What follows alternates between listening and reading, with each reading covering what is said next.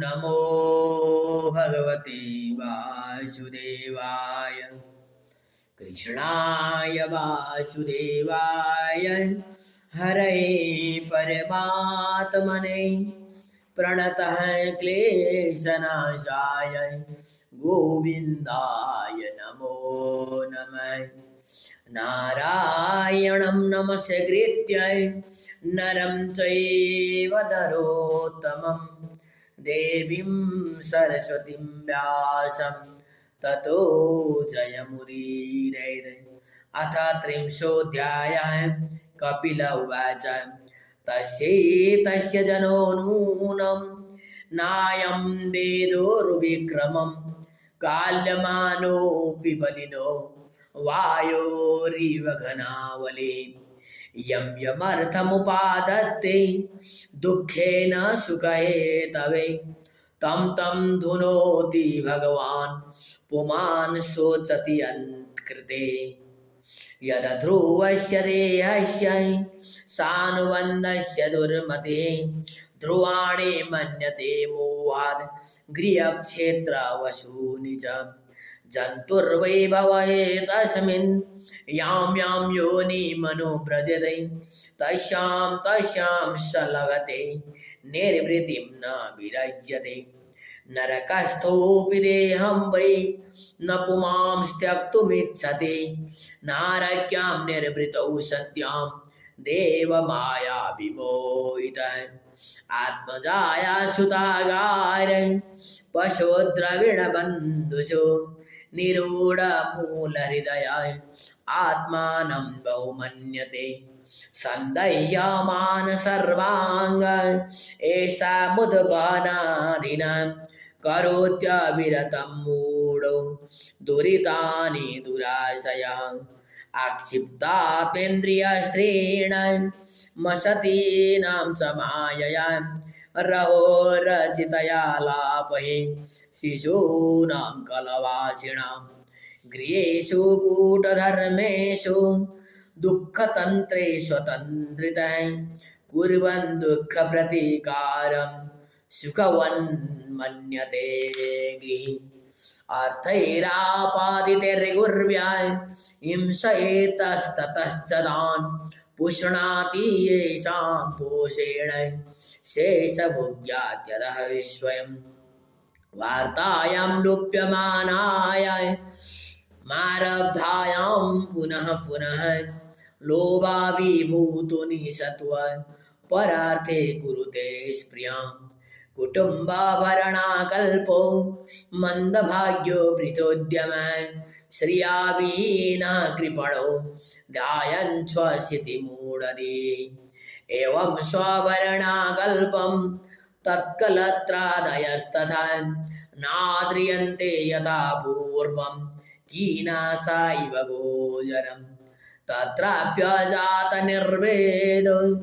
म्रियमाणः स्वयं मृतैः जरयोपातवैरूप्यो मरणाभिमुखो गृहे आस्ते वा मत्युपन्यस्तं गृहपाल इवाहरन् आमयाभ्यप्रदीप्ताग्नि रल्पाहारोल्पचेष्टितः वायुनोत्क्रमतोत्तारः कपसमृद्धनाडिकः काशश्वासकृतायासः कंठे घूरघुरायते शयानः परिशोचद्भिः परिवीतः स्वबन्धुभिः वाच्यमानोऽपि न ब्रूते कालपाशवशं गतः एवं कुटुम्बभरणे व्यापृतात्मा जितेन्द्रियः म्रियते रुदतां श्वाना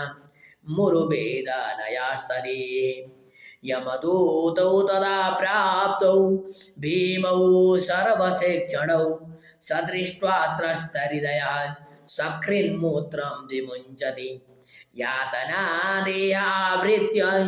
पाशैर्बध्वा गले बलादि नयतो दीर्घमध्वानं दण्ड्यं राजभटा यथा तयोर्निर्विण्ण हृदयसै तर्जनिर्जातवेपथुः पति स्वविर्भक्षमाण आर्तोगं स्वमनुस्मरन् क्षुद्रणपरेतोर्कदवानलानिलैः सन्तप्यमानः पतितप्तबालुके कृच्छ्रेण पृष्ठे कषया च ताडितशै चलत्यशक्तोऽपि निराश्रमोदके तत्र तत्र पतन् श्रान्तो मूर्छितः पुनरुत्थितः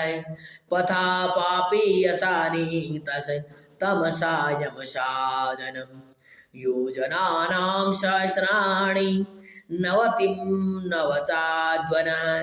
त्रिभिर्मुहूर्तैर्द्वाभ्यां वा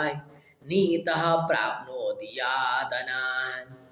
आदीपनं स्वगात्राणां वेष्टयित्युल्मुखादिभिः आत्ममां साधनं क्वापि स्वकृतं परतोऽपि वा जीवतश्चान्त्राभ्युद्धारः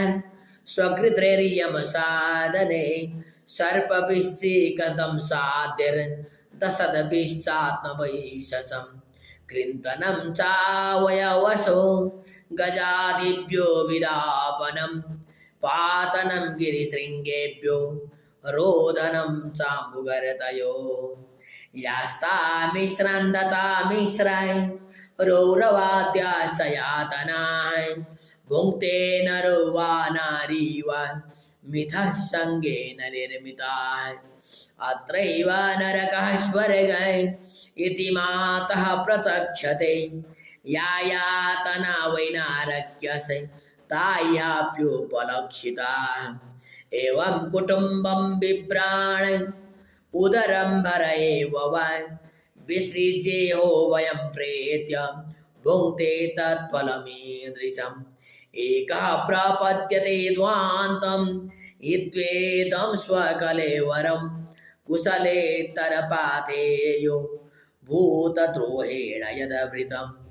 दैवेन साधितं तस्य समलं निरये पुमान् भुङ्क्ते कुटुम्बपोषस्य ऋतवित्त इवातुरः केवलेन ह्यधर्मेण कुटुम्बभरणोत्सुकः याति जीवोन्नतामिश्रं चरमं तमसः पदम् अधस्तान्नरलोकस्य यावतिर्यातनादयः क्रमशः समनुक्रम्य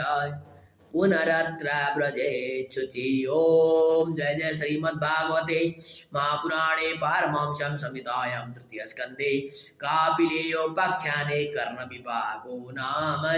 30 अध्यायः।